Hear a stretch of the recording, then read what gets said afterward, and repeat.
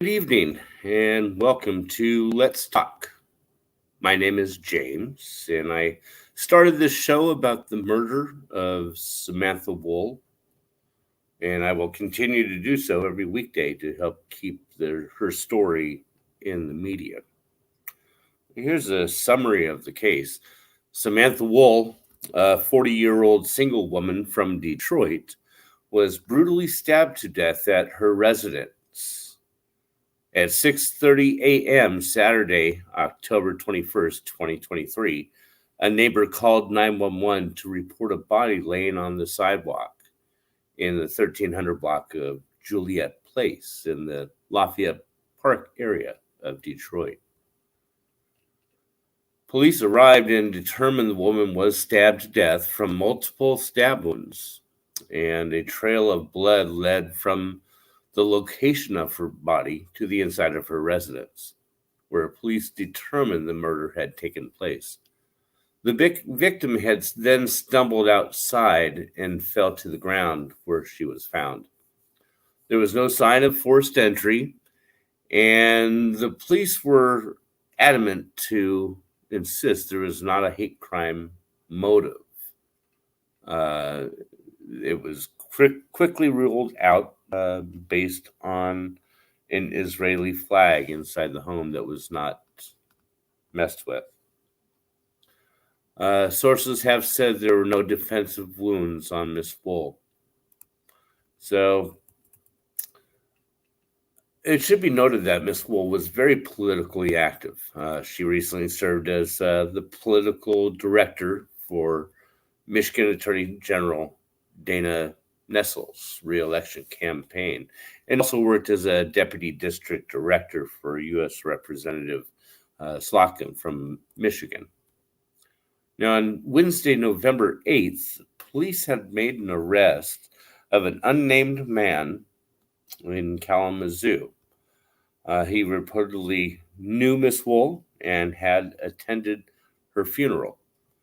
They were questioning him in Kalamazoo, and as he was being transported to Detroit, he stopped answering questions and requested an attorney.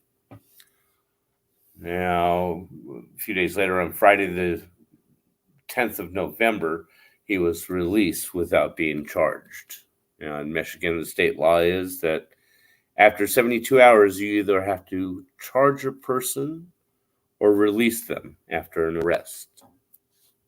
So, Crime Stoppers has issued a $15,000 reward for tips leading to an arrest. You see the banner scrolling around at the bottom.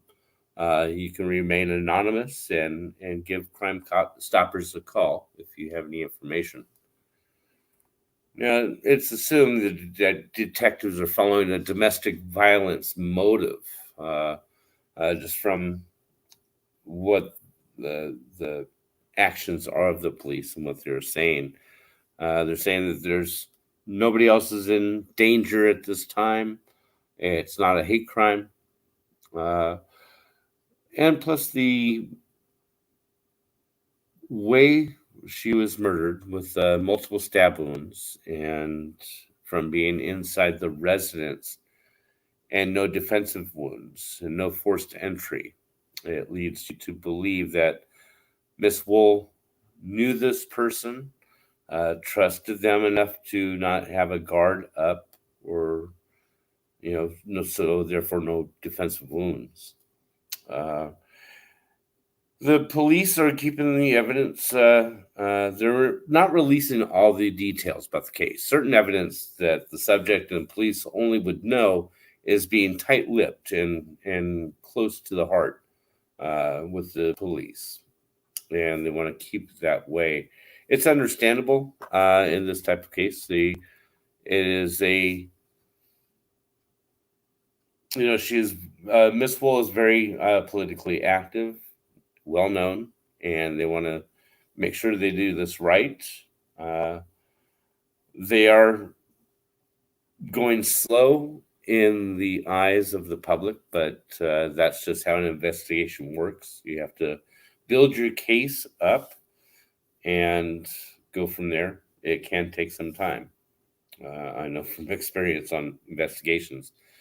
Um, yeah, things to note: her cell phone and wallet were still present with her, so therefore it wasn't a robbery. And again, there was no forced entry. Um, they say the murder took place inside the residence. Now, again, there was the no defensive wounds, and the most important thing is that transpired with the subject that was arrested. Now he was arrested in Kalamazoo, and therefore that leads you to believe the Detroit police were looking at this person specifically.